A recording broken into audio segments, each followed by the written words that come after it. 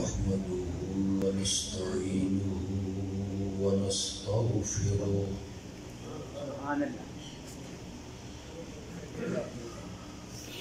ونصلي ونسلم على رسوله الكريم الأمين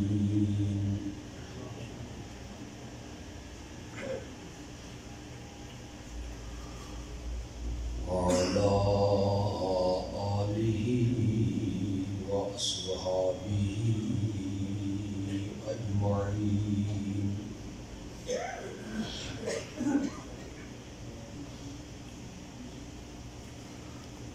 أما بعد فأعوذ بالله من الشيطان الرجيم.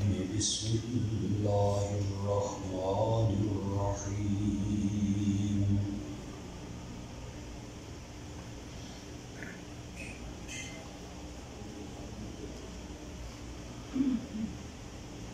إنا نحن نزلنا الذكر وإنا له لحافظون.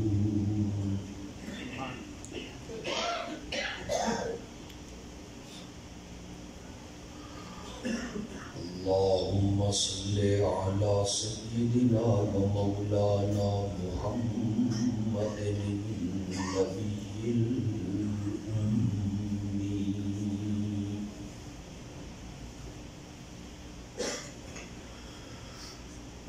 وعلى آله وأصحابه وأزواجه وأهل بيته وبارك وسلم ثم صل عليه.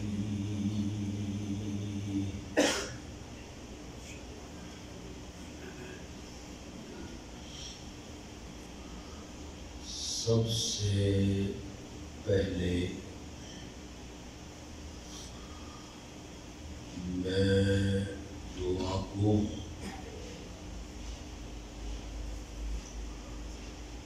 اور آپ تمام حضرات میری اس دعا میں شامل ہوں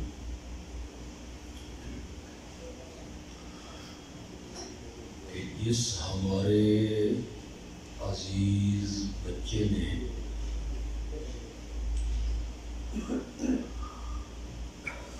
قرآن کی دولت اپنے سینے میں محفوظ کی ہے،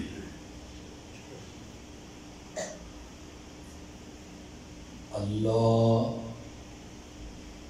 زندگی کے آخری سانس تک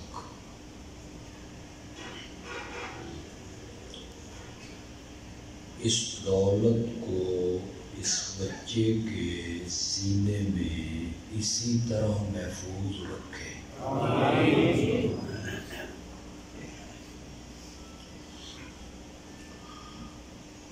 تجربہ ہمارا یہ ہے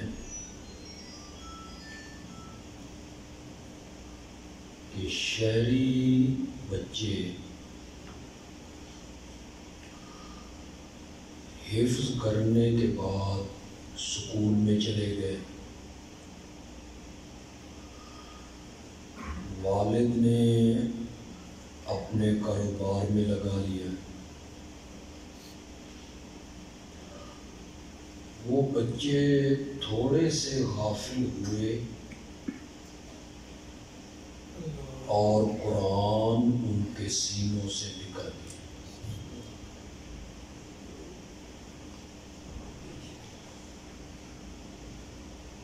قرآن کا حفظ کرنا، یاد کرنا کوئی فرض نہیں ہے، ضروری نہیں.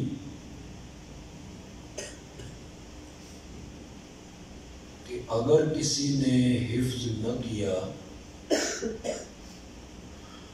تو اللہ قیامت کے دن اس سے پوچھے کہ تو نے حفظ کیوں نہیں کیا. ایسا نہیں، لیکن اگر حفظ کرنے کے بعد بھول گیا نا،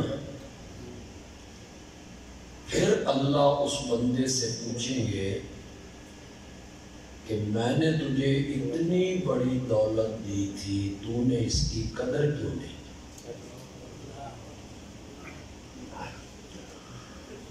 اس بچے کے استاد بھی یہاں موجود ہیں، آپ بھی یہاں میری بات سن رہے ہیں۔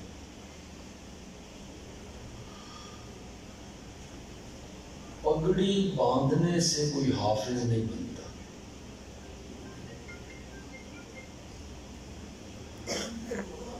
حافظ میں اس بچے کو مانتا ہوں جو تراویح میں کھڑے ہو کر قرآن سنائے۔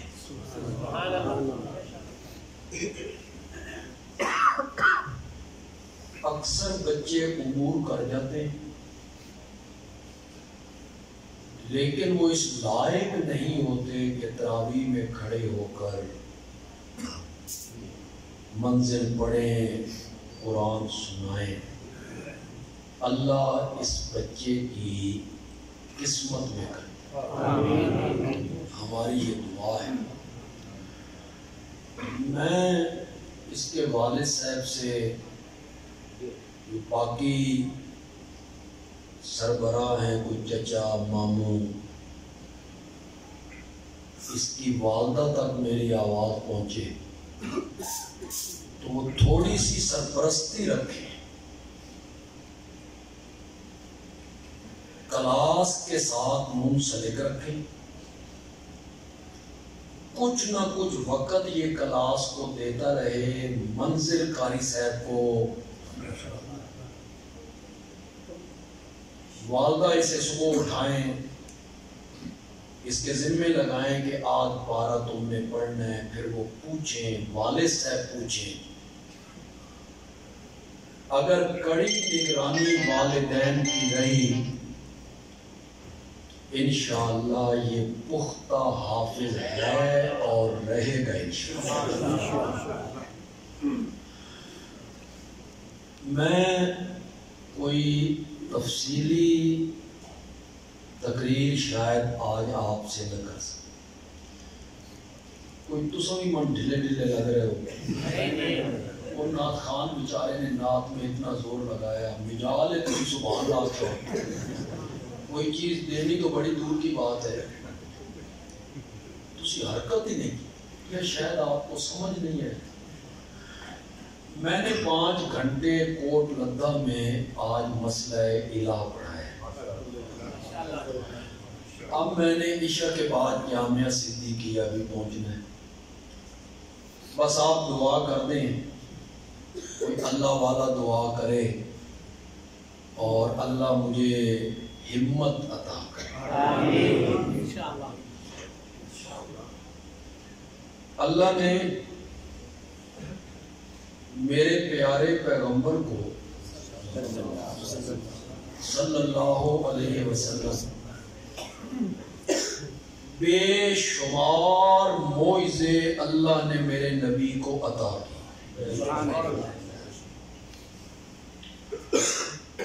اگر میرے نبی کے معجزوں کو کوئی شمار کرنا چاہے، گننا چاہے تو گن بھی نہیں سکتے، اتنے معجزے اللہ نے میرے نبی کو۔ ایک صاحب نے ان معجزوں کو ایک جگہ پہ لکھا، اکٹھا کیا، ایک کاپی اس نے مجھے دی، رجسٹر، وہ 35-40 ورقوں کا ہوگا، اس میں اس شخص نے صرف ان معجزوں کو ذکر کیا جن معجزوں کا تعلق میرے نبی کی لعاب کے ساتھ تھا۔ صرف لعاب والے معجزے اس نے اس رجسٹر میں اکٹھے کیے، بے شمار معجزے ہیں۔ اگر کوئی دوسرے مسلک کا میرا بھائی، میرا عزیز، میرا دوست، بزرگ یہاں آیا ہے مجھے سننے کے لیے، یا فیس بک کے ذریعے لاکھوں بندوں تک میری یہ آواز پہنچے گی، اگر اس تک میری آواز پہنچے تو انہیں غلط گائیڈ کیا گیا ہے کہ یہ علماء دیوبند معجزے نہیں مانتے، یہ معجزوں کے قائل نہیں ہیں، وہ اپنی غلط فہمی دور کرے۔ میرے آقا کو اللہ نے اتنے معجزے دیے جو گنتی میں آ بھی نہیں سکتے، ان میں سے میں کتنے معجزے گنتا رہوں، بڑے مشہور معجزے ہیں، آپ علماء سے سنتے رہتے ہیں۔ میرے نبی گلی سے گزرنے لگے ہیں تو پتھر میرے نبی کو سلام کرنے لگ گئے ہیں۔ پتھر کا سلام کرنا یہ میرے نبی کا، میرے نبی وادی میں پہنچے تو جانور میرے نبی سے کلام کرنے لگ گئے ہیں۔ اب جانور کا بولنا، کلام کرنا، یہ میرے نبی کا کیا ہے؟ جس تنے کے ساتھ ٹیک لگا کے میرے آقا خطبہ دیتے تھے، اور پھر ایک ممبر بنایا گیا اور اس تنے سے جدا ہو کر اس ممبر پر آئے تو تنا میرے نبی کی جدائی کو برداشت نہ کر سکا، اس میں سے رونے کی آوازیں آنے لگی، اور آپ اس کے قریب گئے، اس پر ہاتھ رکھا۔ اب آپ لکڑی کے تنے سے گفتگو کر رہے ہیں، اس دنیا میں میری رفاقت چاہتے ہو تو میں ساری زندگی تجھ پر ہاتھ رکھ کر خطبہ دیتا رہوں گا، یا منظور کر لو جنت میں میری رفاقت کو۔ اس نے جنت کی رفاقت کو منظور کیا۔ یہ گفتگو ہو رہی ہے آپ کی اس تنے کے ساتھ۔ صحابہ کہتے ہیں جب آپ اس تنے سے ہٹ کے ممبر کی طرف گئے تو اس کے رونے کی آوازیں ہم نے سنی، جس طرح بچے ڈسکورے بھر کے چپ کرتے ہیں، ڈسکورے بھرتے ہیں چپ کرتے ہیں، اس طرح اس سے ڈسکوروں کی آواز آنے لگی۔ یہ میرے نبی کا معجزہ ہے۔ یہ سارے معجزے اصل جو بات کرنے لگا ہوں وہ آگے میں کروں گا۔ میرے نبی اپنی لعاب کڑوے کنویں میں ڈال دیتے ہیں تو کڑوا کنواں بھی میٹھا ہو جاتا ہے۔ یہ میرے نبی کا معجزہ ہے۔ حضرت علی کی آنکھ پہ لگا دیتے ہیں تو وہ آنکھ ساری زندگی نہیں دکھتی۔ ابو بکر کی ایڑی پہ لگا دیتے ہیں تو سانپ کا زہر ختم ہو جاتا ہے۔ چاند 2 ٹکڑے ہونے لگا، یہ بھی میرے نبی کا معجزہ ہے۔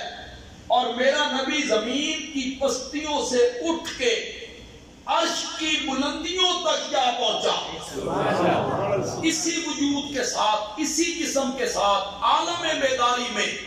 کوئی خواب کا واقعہ نہیں تھا، جیتے جاگتے اسی وجود کے ساتھ میرے آقا زمین کی پستیوں سے اٹھائے گئے اور عرش کی بلندیوں تک میرے آقا پہنچے۔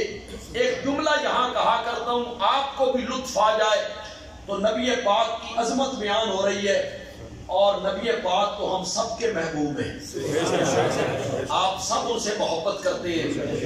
محبوب کی عظمت بیان ہو تو محب کو خوش تو ہونا چاہیے نا کہ میرے محبوب کی عظمت بیان ہو رہی ہے۔ جملہ بھی بڑا زبردست ہے۔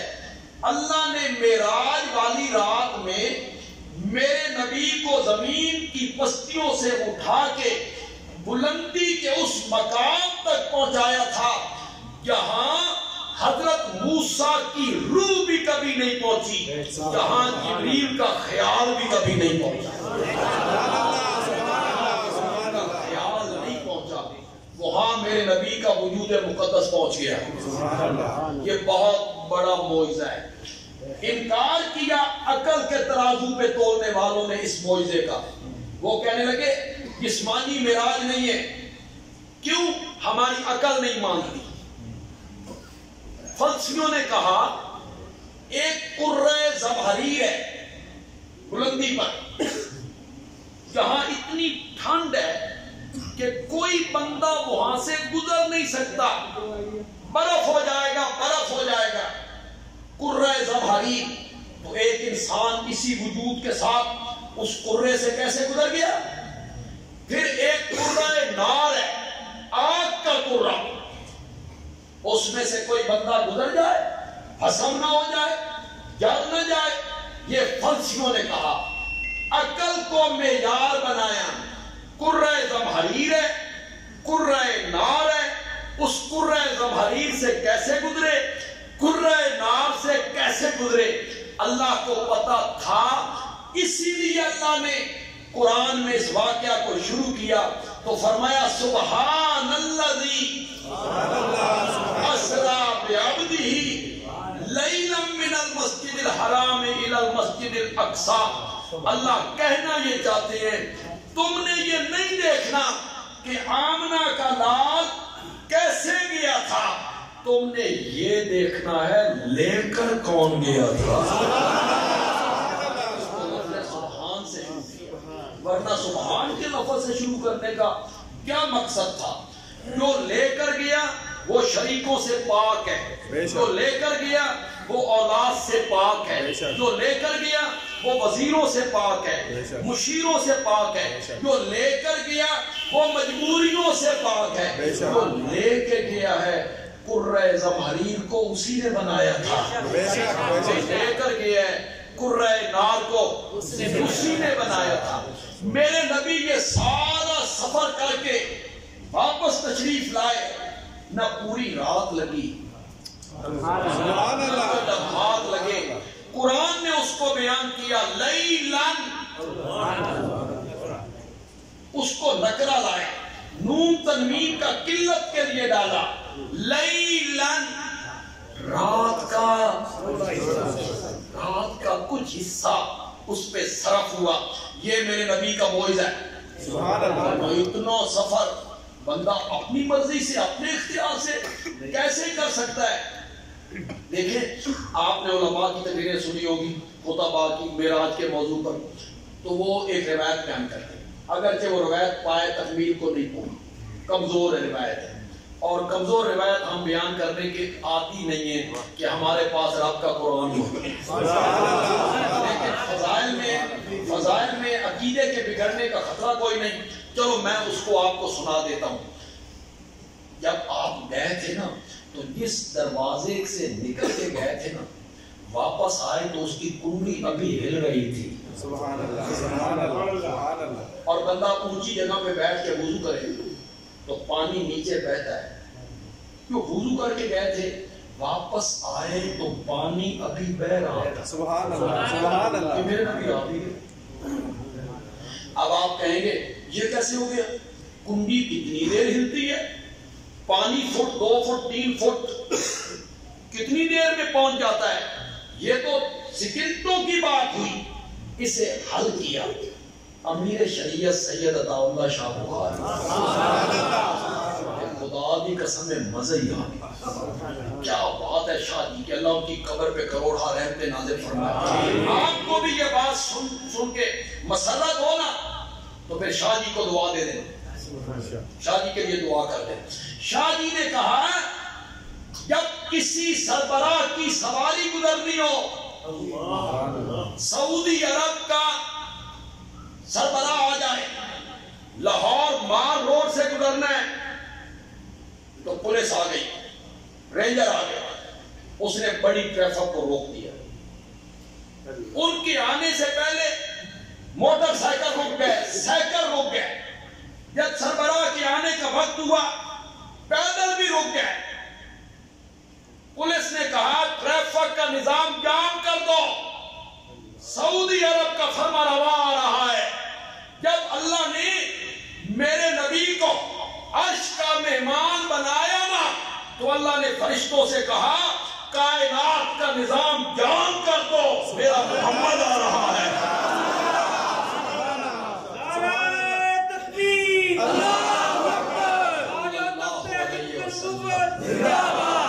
صلی اللہ علیہ وسلم۔ کائنات کا نظام جام ہو گیا، کنڈی ہل کے جہاں پہنچی تھی وہاں رک گئی، نظام میں جام ہو گیا. پانی جتنے فٹ بہ چکا تھا وہاں رک گیا, نظام میں جام ہو گیا.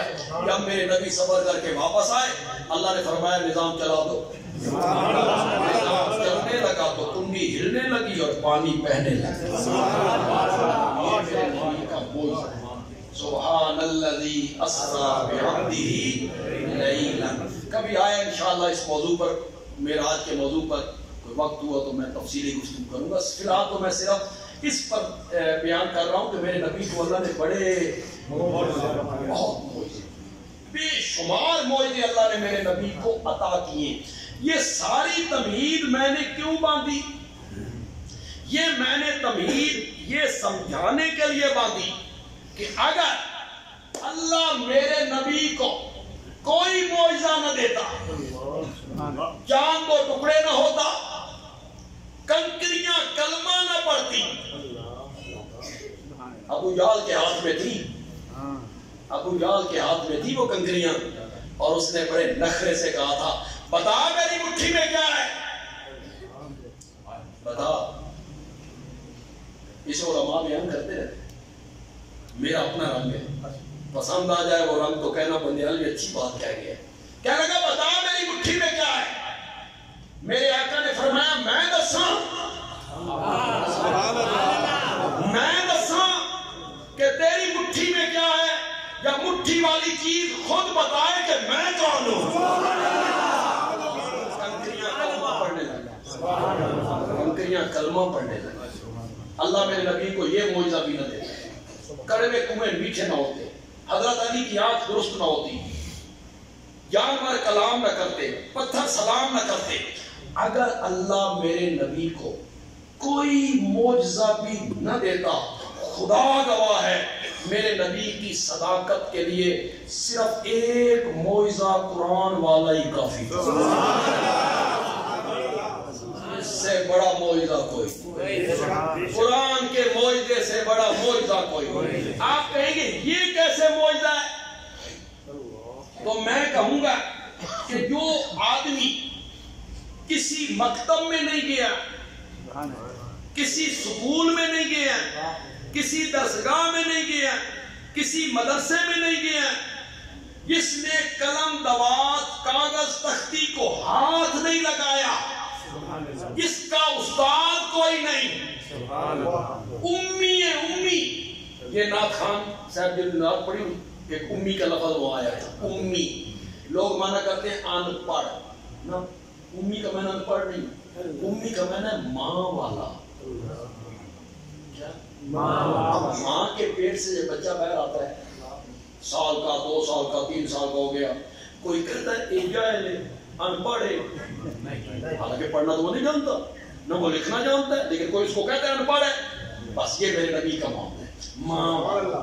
یا اس کا مکے کی طرف اس کا اشارہ جو بھی ہو, البتہ ان پڑھ میں نہ کرنا کوئی. کسی مکتب میں نہیں گیا, کسی سکول میں نہیں گیا, کسی درسگاہ میں نہیں گیا, اپنا نام لکھنا نہیں جانتا, پڑھنا نہیں جانتا, اپنا نام لکھنا نہیں جانتا. اس نے کبھی تقریر نہیں کی, کبھی کوئی شعر نہیں کہا, پڑھا ہوا نہیں ہے. اس کی زبان سے 40 سال کے بعد ایسی کتاب اور کلام نکلنے لگ گیا جس نے عرب کے شاعروں کو, خطیبوں کو, پڑھے لکھے لوگوں کو چیلنج کر دیا, فاتو بسورۃ من مثلہ. تم کہتے ہو میرا محمد خود بناتا ہے, میرا نبی تو پڑھا ہوا نہیں ہے, تم تو پڑھے ہوئے ہو, تم تو متکلم ہو, تم تو کاتب ہو, تم تو لکھنا جانتے ہو.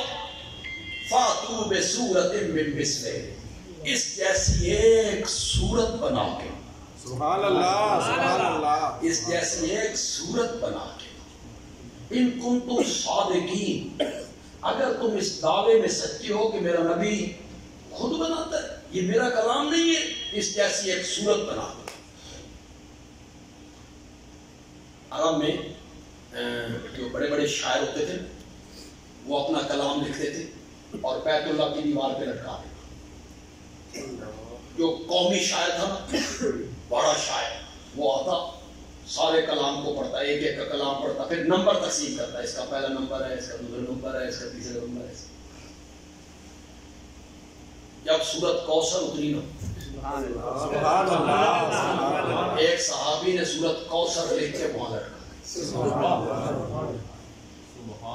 اس کا ظاہری حسن آپ دیکھیں، اِنَّا أَعْطَيْنَاكَ الْكَوْثَرَ فَصَلِّ لِرَبِّكَ وَانْحَرْ إِنَّ شَانِئَكَ هُوَ الْأَبْتَرُ۔ یہ تو اس کے ظاہری لفظ ہیں، اس کے اندر جو معانی کا سمندر چھپا ہوا، خدا گواہ ہے، اللہ نے پورے قرآن کے مضامین کو سورت کوثر کی 3 آیتوں میں بند کر کے رکھا۔ سبحان اللہ، یہ بھی ادھار رہ گئے۔ پھر کبھی آیا تو سورت کوثر کی کیسے اللہ نے بند کیا اس 3 آیتوں میں پورے قرآن کے مضمون۔ وہ صحابی نے وہاں لٹکا دی، وہ قومی شاعر آئے نا، اب آپ اندازہ لگائیں، اس نے اس سورت کے آگے جملہ لکھا، آپ اس سے اندازہ لگائیں کہ وہ کتنا بڑا شاعر تھا، کتنا بڑا شاعر تھا۔ اس نے فوراً وہ جملہ لکھا۔ وہ جب سورت کوثر کے قریب آیا نا، اس نے پڑھا، روک کے پھر پڑھا، اب اس کے قدم آگے نہیں بڑھتے، اس نے پھر پڑھا، پھر اس نے قلم لیا، اس نے آگے ایک جملہ لکھا۔ میں ترجمہ نہ کروں، میں بڑے آسان، اس نے بڑی آسان سی عربی بولی تھی، آپ انشاءاللہ سمجھ جائیں۔ اس نے قلم لیا، اس کے آگے لکھا، اِنَّا أَعْطَيْنَاكَ الْكَوْثَرَ فَصَلِّ لِرَبِّكَ وَانْحَرْ إِنَّ شَانِئَكَ هُوَ الْأَبْتَرُ۔ لکھتا ہے وَاللَّهِ مَا هَذَا كَلَامُ الْبَشَرِ، مَا هَذَا كَلَامُ الْبَشَرِ، مجھے کعبہ کے رب کی قسم ہے، یہ کسی انسان کا کلام نہیں ہے۔ سبحان اللہ، اللہ کا ہی کلام۔ آپ نے کبھی محسوس کیے اللہ تعالیٰ، چلو میں ایسی آیت پڑھ دیتا ہوں جو آپ میں سے اکثر لوگوں کو یاد ہوگی، اسی جگہ پہ اللہ نے کہا فَإِلَمْ تَفْعَلُوا، فَإِلَمْ تَفْعَلُوا، ایک سورت اس جیسی لے کے آؤ، تمہیں چیلنج ہے، فَإِلَمْ تَفْعَلُوا، اگر تم ایسا نہ کر سکو، اگے تے اللہ نے حد ہی مقام، تم ہرگز ایسا نہیں کر سکتے، نہیں کر سکتے۔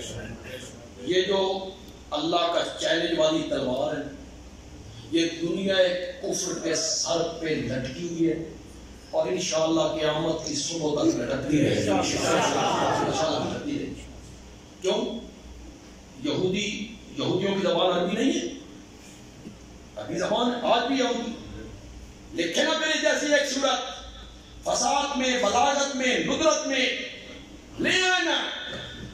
آگے اللہ نے کہا اگر تم ایسا نہ کر سکو، فَاتَّقُوا النَّارَ الَّتِي، بچو اس آگ سے جس کا ایندھن پتھر بنیں گے اور لوگ بنیں گے، اُعِدَّتْ لِلْكَافِرِينَ، وہ تیار کی گئی ہے کس کے لیے؟ آپ یہاں عذاب کی بات، یوں ہی اُعِدَّتْ لِلْكَافِرِينَ ختم ہوا نا، اگلی آیت میں اللہ کو بشر الذین آمنوا، ایمان والوں کو کیا سنا؟ ان لہم جنات، ان کے لیے کیا ہے؟ اب آپ مجھے بتائیں، غمی کی محفل ہو، مثلا ہم قبرستان میں بیٹھے ہیں، جنازہ ہے، وہاں خوشی کی بات ہوتی ہے؟ انسانی فطرت ہی نہیں۔ غمی کے موقع پہ غم کی باتیں، دکھ کے موقع پہ دکھ کی باتیں، انسان کی فطرت ہے۔ اور جہاں خوشی ہو، شادی ہو، ولیمہ ہو، عقیقہ ہو، وہاں غم کی بات ہوتی ہے، وہاں کس کی بات ہوتی ہے؟ خوشی۔ انسان کی فطرت یہ ہے کہ ایک وقت میں دو باتیں جمع نہیں ہوتی، یا وہ خوشی کی بات کرے گا یا وہ غم کی بات کرے گا۔ ایک آیت میں جہنم کا تذکرہ کر کے اس کے ساتھ ہی جب اللہ جنت کا تذکرہ کرتے ہیں، یہ اس بات کی دلیل ہے کہ یہ کسی انسان کا کلام نہیں ہے، رب کا ہی کلام۔ سبحان اللہ۔ انسان کی فطرت یہ نہیں کہ دکھ کے ساتھ خوشی کا ذکر کرے، خوشی کے ساتھ دکھ کا ذکر کرے، لیکن یہاں اللہ دونوں چیزوں کو ساتھ چلا۔ تو قرآن معجزہ ہے، قرآن معجزہ ہے، اور معجزہ بھی علمی ہے، علمی۔ سبحان اللہ۔ سارے نبیوں کے معجزے عملی ہیں، میرے نبی کا معجزہ علمی ہے۔ سبحان اللہ۔ ان لوگوں نے سبحان اللہ کیا نہیں کچھ سمجھ نہیں، علمی کی ہوتا ہے، عملی کی ہوتا ہے۔ تو میرا جوش میں کہہ رہے تو نہ کہ سبحان اللہ۔ یہ جب میں آپ کو عملی اور علمی کا فرق بتاؤں گا نا، پھر آپ سوچیں گے اس سے پہلے کسی نے آپ کو بتایا بھی نہیں ہوگا۔ لوگ ہمارے مطالعے کو کہہ رہے تھے یہ معجزے مانتے نہیں، ہم مانتے بھی، ہمیں بیان کرنے کا طریقہ بھی ہے۔ سارے نبیوں کے معجزے عملی تھے، عملی۔ میرے نبی کا معجزہ قرآن والا علمی تھا۔ فرق کیا ہے؟ عمل موت کے وقت ختم ہو جاتا ہے، علم ختم نہیں ہوتا۔ کسی کی موت سے علم ختم نہیں ہوتا۔ ایک انسان مر گیا، نماز نہیں پڑھنی، روزہ نہیں رکھنا، مر جو گیا، حج نہیں کرنی، زکات نہیں دینی، تسبیح نہیں پڑھنی، تلاوت نہیں کرنی، ذکر نہیں کرنا، ثواب نہیں ملنا۔ عمل موت کے وقت ختم، علم ختم نہیں ہوتا، کسی کے مرنے سے ختم نہیں ہوتا، باقی رہتا ہے۔ حضرت شیخ القرآن مولانا غلام اللہ خان رحمۃ اللہ علیہ دنیا سے چلے گئے، ان کا چھوڑا ہوا علم عطا اللہ بنیادی کی حکم میں آج بھی باقی ہے۔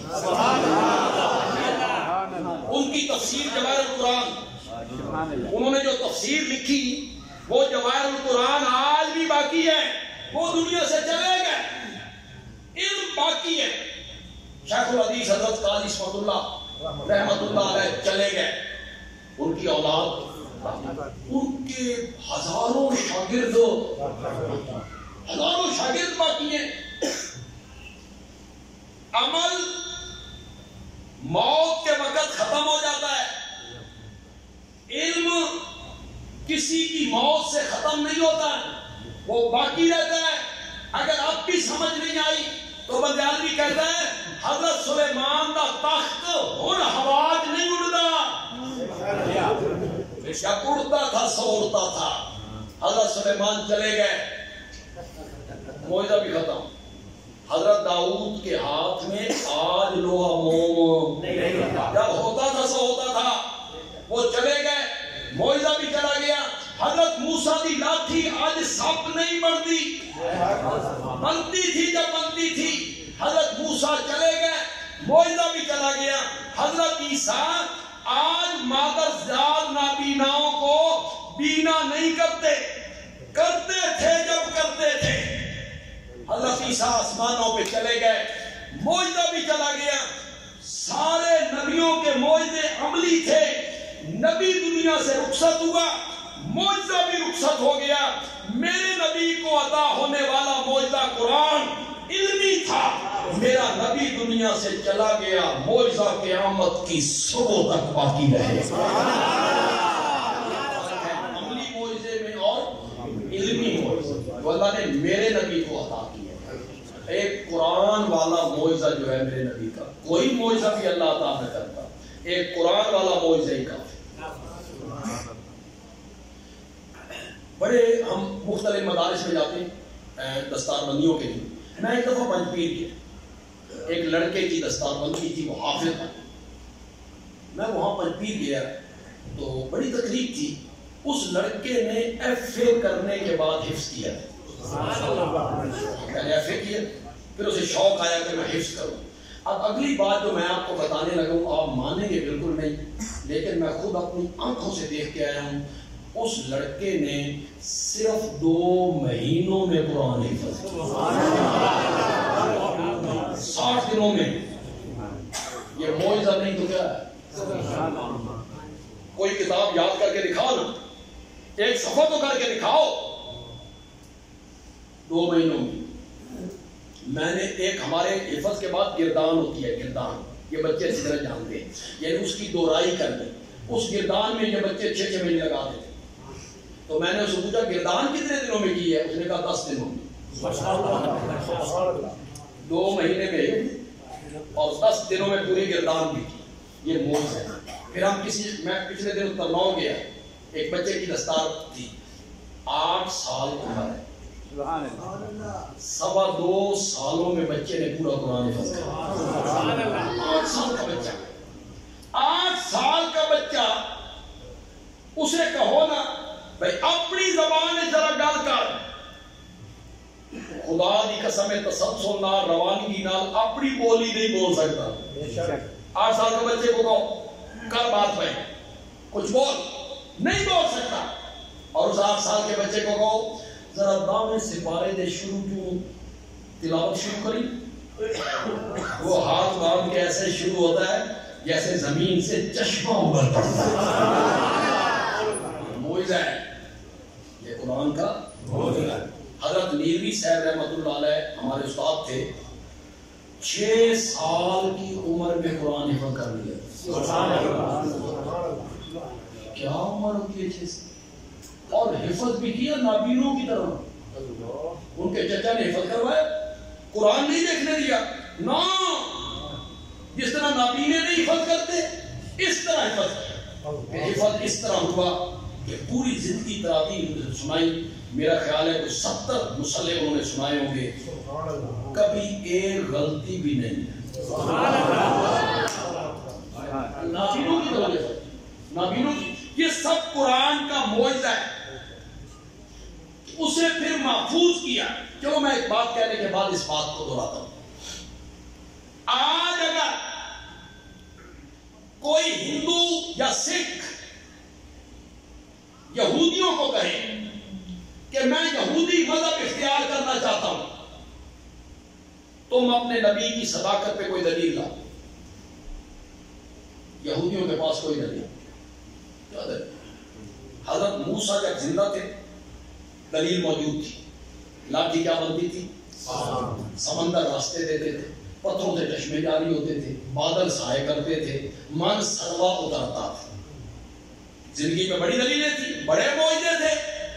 آج یہودیوں کے پاس اپنے نبی کی صداقت کے لیے کوئی دلیل نہیں. اگر کوئی ہندو سکھ عیسائیوں کے پاس جائے اور کہے میں عیسائی مذہب قبول کرنا چاہتا ہوں, اپنے نبی کی صداقت پہ کوئی دلیل لاؤ جو مجھے متاثر کرے. عیسائیوں کے پاس کوئی دلیل نہیں. جب حضرت عیسیٰ دنیا میں تھے بڑی دلیلیں تھیں. مادر ذات نابیناؤں کو بینا کر رہے, کوڑ کے مرض والوں کو درست کر رہے, مردوں تک کو زندہ باذن اللہ. کس کے اذن سے؟ لیکن آج ان کے پاس حضرت عیسیٰ کی صداقت کو ثابت کرنے کے لیے کوئی دلیل نہیں. اور اگر کوئی ہندو اور سکھ مجھے کہے میں مسلمان ہونا چاہتا ہوں, تم اپنے نبی کی صداقت پہ کوئی دلیل لاؤ, تو ہم آج اس کے سامنے قرآن کو پیش کر دیں. یہ ہے میرے نبی کی صداقت کی کہ جس طرح پہلے دن اترا تھا آج بھی وہ کتاب. سبحان اللہ. اللہ نے بچوں کے سینوں میں محفوظ. کہتے ہیں یہاں انگریز جب آیا ہندوستان میں تو انگریز نے سوچا کہ مسلمانوں میں انقلاب لانے والی جو کتاب ہے نا وہ قرآن ہے. یہ قرآن کے جو احکام ہیں, پتہ نہیں آپ نے وہ ہندوستان میں ہائی کورٹ میں ایک ریٹ ہوئی ہے, پتہ نہیں آپ نے سنا کہ نہیں سنا. ہندوستان میں ایک ریٹ ہوئی ہائی کورٹ میں کہ 26 آیتیں جو قرآن کی ہیں یہ دہشت گردی کی تعلیم دیتی ہیں, انہیں قرآن سے نکالا جائے. وہ ظاہر بات ہے جہاد والی آیتیں ہوتی, یہ نہیں جہاد والی, اللہ کے راستے میں کیا کرو جہاد. تو پتہ نہیں کیا کہنا چاہتے, یہ حوصلہ زیادہ ہے. ہاں انگریز آیا نا, تو انگریز نے سوچا کہ مسلمانوں میں انقلاب لانے والی جو کتاب ہے وہ کیا ہے, اسے ضائع کرو. اس نے مسجدوں سے قرآن اٹھائے, گھروں سے جمع کیے, آگ لگا دو, جلا دو. کسی بندے نے ان کو کہا پاگلو، پاگل ہو گئے ہو، یہ کاغذوں میں بند نہیں ہے، یہ مسلمانوں کے سینوں میں محفوظ ہے۔ آپ اسے جلا دیں گے تو کیا سمجھ رہے ہیں کہ قرآن ختم ہو جائے گا؟ نہیں، اِنَّا نَحْنُ نَزَّلْنَا الذِّکْرَ وَإِنَّا لَهُ لَحَافِظُونَ، اس قرآن کو اتارنے والے بھی ہم ہیں اور قیامت کی صبح تک اس کی حفاظت کرنے والے بھی ہم ہی ہیں۔ کیسے حفاظت کروائی؟ کیسے حفاظت؟ رمضان آ رہا ہے، اللہ کرے رمضان آئے کہ کرونا نہ آئے، ورنہ کچھ شروع ہوئے نہیں سکے تراویح خراب کرنے۔ پچھلا رمضان کیسا بے لذت گزرے، کوئی مزہ ہی نہیں رہا نمازوں میں، تراویح میں۔ میرا خیال ہے تو سن کے بہانے منگتے سب، کوئی بہانہ لگ گئے تھے تراویح ادلسی، اور پھر بہانہ ہاتھ آ گیا، مسجدوں میں کوئی بندہ ہی نہیں ملتا تھا۔ اللہ کرے رمضان کو رونق ہو، اس کی جو برکات ہیں، رحمتیں ہیں، اللہ کرے وہ کو رونق ہو۔ تو رمضان میں راتوں میں ایک حافظ سنا رہا ہے، اس کے پیچھے ایک سامنے کھڑا ہے۔ آپ کیا سمجھتے ہیں کہ وہ غلط پڑھ کے آگے نکل جائے گا؟ سامنے اسے من روکے گا، اسے پچھلی آیتوں پہ لے جائے گا، پھر لے جائے گا، نہیں اسے غلطی بتائے گا، حافظ نہیں اٹھائے گا، سلام پھیرنے کے بعد سامنے کہے گا قرآن اٹھا کے لاؤ، تو صحیح نہیں پڑھے۔ تو پھر وہ دوسری رکعت میں، دوسری تراویح میں پھر ان آیتوں کو دوبارہ، اس طرح اللہ نے اس کا انتظام کیا۔ گھروں میں بچے پڑھ رہے ہیں، گھروں میں تراویح ہو رہی ہے، سامنے پیچھے کھڑا ہے۔ وہ میں ایک لطیفہ سنایا کرتا ہوں کہ میرے ساتھ ہی پڑھتا تھا، حافظ اختر حسین، نابینا تھا، تو فوت ہو گیا، اللہ اس کی مغفرت فرمائے۔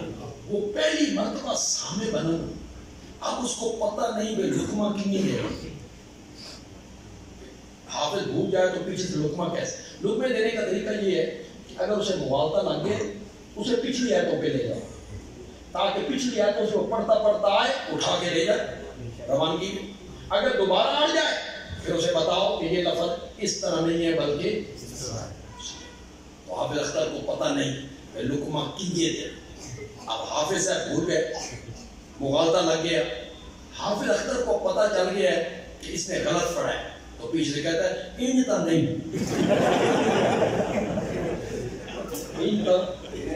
انتا نہیں۔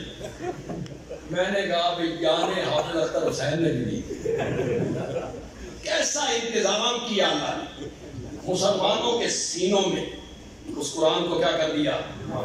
محفوظ کر دیا۔ تو یہ جو قاضی صاحب آپ سے اپیل کر رہے تھے کہ آپ اپنے بچوں کو طرف لائیں، اپنے بچوں کو حافظ بنائیں، آپ کے بچے حافظ بنیں۔ ایک بچہ جب حافظ بنتا ہے تو اس کے والدین کے سر پہ قیامت کے دن سونے اور چاندی کے تاج رکھ دیے جاتے ہیں۔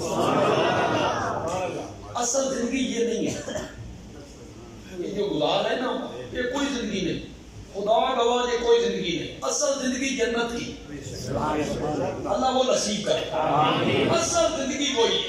یہ کیا ہے؟ 40 سال سے اوپر ہوئے، ایک ایک کر کے بیماریاں چمڑا لاتی، کون سی زندگی؟ رات کو بار بار پیشاب آنے لگی، ڈاکٹر کے پاس گئے، اس نے کہا شوگر چیک کراؤ، شوگر چیک کوئی تینتے شوگر ہو گئی ہے، میٹھا نہیں کھانا۔ یہ کون سی زندگی ہے جس سے میٹھا نہیں کھانا؟ فروٹ کھا لوں، سیب ہو سکتا سیب دا چوتھا حصہ کھاتا، روٹی اکدھی روٹی، کوئی بیماری مار دیتا، کوئی ڈاکٹر مار دیتا۔ کچھ مدت کے بعد سر میں درد رہنے لگا، پھر گیا ڈاکٹر نے بلڈ پریشر چیک کیا، اس نے کہا اوہو تیرا تو بلڈ ہائی ہے، نمک بھی نہیں کھانا، پہلے نمک نہیں، پکوڑے سموسے۔ کچھ مدت کے بعد یہاں کوئی تنگی ہوئی سانس میں، گیا ECG ہوئی، اس نے کہا تجھے تو ہارٹ کی تکلیف ہو گئی ہے، چکھا بھی نہیں کھانا، چل مکھن بند، دودھ بند، گھی بند. کچھ مدت کے بعد کمر میں درد رہنے لگی. یہ ڈاکٹر صاحب کے پاس گیا. ڈاکٹر کیا منجی تے نہیں سونا, تختے تے سونا. یہ بھی کوئی زندگی ہے یار؟ زندگی وہی ہے یار.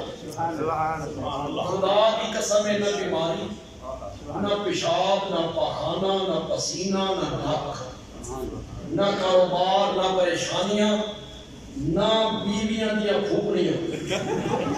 پھر اتنے بھوکتے ہو سارے, بیویاں وفادار ہیں. کیسی زندگی ہے, سما کیسا ہوگا جب اللہ ہم سب کو نصیب کرے.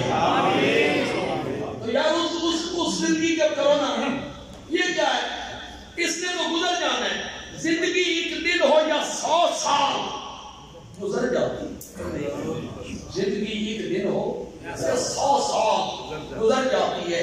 گدری کاندھے پہ ہو یا شال. شال سمجھتے خوبصورت چادر, گدری فقیروں والی. گدری کاندھے پہ ہو یا شال گزر جاتی ہے. گر امیروں کی با اقبال گزر جاتی ہے, غریبوں کی بھی بہرحال گزر جاتی ہے. اس نے تو گزرنا ہی گزرنا. وہ زندگی بناؤ نا, اصل زندگی ہے. ایک حافظ بنا, والدین کے سر پر سونے اور چاندی کے تاج سجا گیا. خدا گواہ ہے, کبھی کبھی میں تصور کرتا ہوں تو میں پتہ نہیں آپ اس کو کیسے محسوس کریں گے. یا اس باپ سے بڑھ کر کون خوش نصیب ہو سکتا ہے جس کا بیٹا مصلی پہ ہو اور باپ پیچھے کھڑے ہو کے کہے پیچھے اس امام دے. اس باپ سے بڑا خوش قسمت ہو جس کا بیٹا امام بنا ہوا ہے اور یہ پیچھے کھڑے ہو کے کہتا ہے پیچھے اس بیٹے کے پیچھے. کہتے ہیں اب تو دور ہے موبائل وغیرہ کا, ٹی وی, ریڈیو. کس زمانے میں اخبار ہوتے تھے اور کوئی چیز نہیں تھی. اخبار ہوتی تھی, بڑا انتظار ہوتا تھا اخبار کا. کسی زمانے کے ڈاکیے کا بڑا انتظار ہوتا. یہ نوجوانوں کو کچھ پتا نہیں. لوگ 12 بجے 12:30 دروازے پہ کھڑوتے تھے. ڈاکیہ آئے گا, خط. کئی مائیں کھڑی ہوتی ہیں کہ بیٹے بیٹھ گیا ہوتے تھے. ڈاکیے کی بڑی قدر ہوتی ہے. اخبار میں کچھ شاعر ایک مصرع دے دیتے تھے, اس میں کوئی وجہ لکھ دیتے تھے اور چیلنج کرتے تھے اس مصرے کو پورا کرو, تب آزمائی کرو. ایک بندے نے ایک مصرع لکھا, اس لیے تصویر جانا ہم نے کھنچوائی نہیں. اب اس لیے وجہ بیان کرو کیوں نہیں کھنچوائی. اس لیے تصویر جانا ہم نے کھنچوائی. بڑے لوگوں نے تب آزمائی کی. ایک سے جب 2 ہوئے تو لطف یکتائی نہیں, اس لیے تصویر جانا ہم نے کھنچوائی. ایک ہندو شاعر نے لکھا اور مزہ ہی آ گیا. ہندو شاعر کہتا ہے بت پرستی دین احمد میں کہیں آئی نہیں. بت پرستی دین احمد میں کہیں آئی نہیں, اس لیے تصویر جانا ہم نے کھنچوائی. اللہ مشکل کشا زندہ باد, شان محمد مصطفیٰ زندہ باد, علامات نامدار صاحب بندیالوی زندہ باد. یار دل کی دعا کرنے کو ساتھ زندگی واسطے نعرے نہ ضرور دعا کرنی ہوگی. دل میں دعا کیا کرو ہماری صحت کے لیے, ہماری زندگی کے. تو کسی بندے نے مصرع اخبار میں دیا, آج شب کو نماز میں میری کعبہ کو پیٹھ تھی. آج شب کو نماز میں میری کعبہ کو پیٹھ تھی. کعبے کی طرح تو منہ ہوتا ہے, پیٹھ کیسے ہو گئی. ایک بندے نے اس حصے کو پورا کیا, میں تھا امام اور میرا باپ تھا مقتدی. میں تھا امام اور میرا باپ تھا, میرا باپ میرے پیچھے کھڑا. اس والد سے کوئی بڑا خوش قسمت نہیں جس والد کا بیٹا مصلی پہ کھڑے ہو کے امامت. گائی صاحب نے بڑی آپ کو ترغیب دی لیکن تسی بولے تھی بڑے پکے ہیں، وہ ہاتھ کھڑے کروانے والی بات جو تھی وہ غلط تھی، وہ نہیں کروانی چاہیے کہ وعدہ ہوتا ہے تو پھر وعدے کی خلاف ورزی ہو جائے تو بندہ گناہ گار۔ اللہ سے وعدہ کرنا ہوتا ہے دل میں بندے کو کر لینا۔ آپ دلوں میں اپنے اللہ سے وعدہ کریں کہ اپنے کسی بیٹے کو، بھتیجے کو، بھانجے کو، دوتے کو، پوتے کو اللہ نے توفیق دی، ہم انشاءاللہ اسے قرآن کا حافظ محنت کریں گے، کوشش کریں گے تاکہ دو گالیاں ہو نہ جائے۔ یہ کیا ہوا جب ہم بات کرتے ہیں بھائی دین پڑھاؤ اپنے پتروں، آگے سے لوگ کہتے ہیں کھائے گا تو کھائے گا کہاں سے؟ ویسے تو ابھی بھی سمجھ نہیں آئی، ایک ہی لمحے میں تسی تے عمران خان نام کی تیز لکھ لے ہو میٹرا لینڈ اس تو بھی تیز لکھ لے ہو، چند سیکنڈوں میں یاد پھر جاتے ہو۔ بیٹے کو حافظ بناؤ، عالم بناؤ، کہتا ہے کھائے گا کہاں سے؟ دوسرے لمحے کہتا ہے مولوی بڑا کھاندے نے، مولوی ایک لمحہ پہلے تو آپ کہہ رہے تھے کہ کہاں سے کھائے گا، دوسرے لمحے آپ نے کہا کہ مولوی۔ آپ دنیا بنانے کی کوشش نہ کریں، اولاد کی آخرت بنانے کی کوشش کریں۔ اپنے اللہ سے وعدہ کر لیں کہ اپنے ایک بچے کو، برادری کے کسی بچے کو ہم قرآن کا حافظ بنائیں گے۔ اللہ تعالیٰ کی توفیق عطا فرمائیں۔ الحمدللہ۔